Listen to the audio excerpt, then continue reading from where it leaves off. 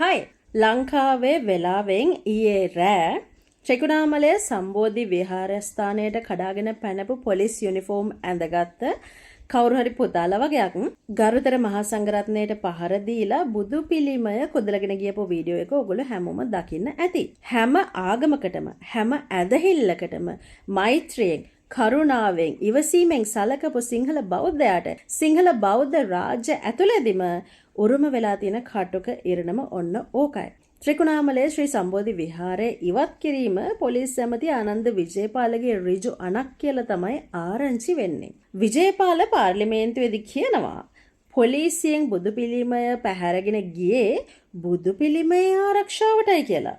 බුදු පිළිමයක් ආරක්ෂා කරන්න කියලා හාමුදුරුවන්ට ඉස්පිරිතාල ගත වෙන්නම පහර දෙන්න තරමට බෞද්ධ වෙන්න එපා ඇමතිතුමනි. ඒක ටිකක් ඕවර් ඇක්ටිං වැඩි. මේ බුදු පිළිමය පැහැර ගන්න හේතුව වුණේ පාර්ලිමේන්තුවේ අන්තවාදී විදිහට කතා පවත්වන ශානකියන් රාජමාණික්කම් විසින් සමාජ මාධ්‍යයේ දාපු පෝස්ට් එකක්. රාජමාණික්කම් සිංහල බෞද්ධ මිනිස්සු එක්ක වෛරයක් තියෙන බව පෙන්වන්න පුළුවන් හැම වෙලාවකම උත්සාහ ගන්න මිනිහා එක ප්‍රසිද්ධියම පෙන්වන්න බය නැහැ. බෞද්ධ පන්සල් ඉවත් කරන්න. සිංහල මිනිසුන්ගේ පදිංචි අවම කරන්න. හමුදාවේ ප්‍රෙසන්ස් එක උතුරු නැගෙනහිර අඩු කරන්න ශානත් දත කනවා. නමුත් පොරට ජාතිවාදියා කියන්න බලු බල්ලෙක් නැහැ. කිසිම කෙනෙක් එයාට ජාතිවාදියා කියලා කියන්නේ නැහැ. ශානගේ පෝස්ට් එකේ තිබුණේ අනවසර ඉදිකිරීමක් විදිහට පන්සලක් ඉදි කරනවා මේක වහම නවත්තන්න කියලායි. බුදු පිළිමය පැහැරගෙන ගියාට පස්සේ මාලිමාවට ස්තුති කරන්න ශානා සහ සුමන්තිරන් රෑ වෙනකන් ඇහැරගෙන හිටියා. ට්වීට් එකක් දැකලා කිසිම විමර්ශනයකින් තොරව ස්වාමීන් වහන්සේලාට බැටන් පොළු වලින් පහර දීපු පොලිසිය වෙනත් ආගමික ස්ථානයක ඔහොම හැසිරුණා නම්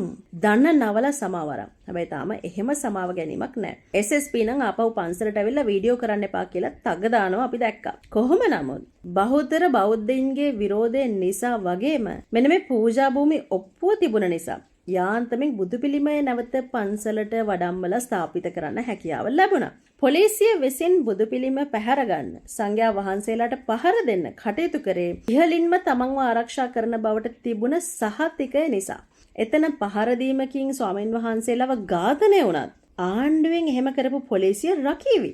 සිංහල බෞද්ධ රාජ්‍යයේ බෞද්ධයා මෙච්චර අසරණ වෙච්ච දවසක් නිදහසෙන් පස්සේ ඉඳලා තිබිලම නැහැ. පොලිසිය බුද්ධ ප්‍රතිමාව පැහැර ගන්න දතක අධ්‍යයකට විරුද්ධ වෙච්ච තරුණ ස්වාමීන් වහන්සේලාව තරුණ සාමණේරයන් වහන්සේලාගේ හිසට බැටන් ප්‍රහාර පව එල්ල කරන්න පොලිසිය පැකිලුනේ නැහැ. අර ඉංග්‍රීසියෙන් කියන්නේ what goes around comes around කියලා. ඉංග්‍රීසියට වඩා ඇත්තටම ඔක ගැලපෙන්නේ ditta ධම්ම වේදනීය කර්මය කියන එකට. මෙලොවදීම විපාක දෙන කර්ම.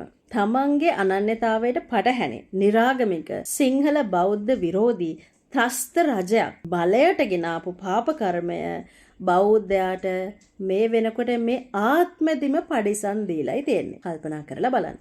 ගිහින් එන්න.